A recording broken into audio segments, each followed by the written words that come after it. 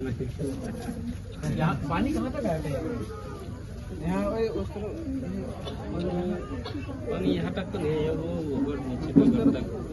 नीचे का तो आया। और ये जो 45 बंगाली फैमिलीज है, 45 फैमिली, हाँ, कहाँ रह मेरा रहे गौर में भी है, बहुत जगह में है।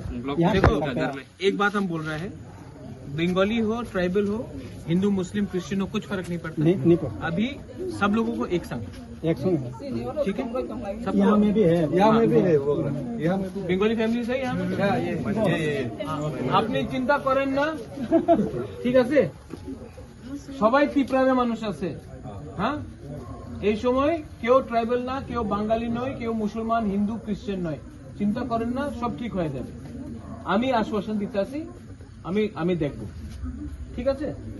কি নাম? আব্দুল কাদের তো একটা ক্রিকেটার ছিল। ঠিক আছে, देखिए हिंदू का घर में मुस्लिम भी अभी अरे ठीक है, अच्छा है, गुड।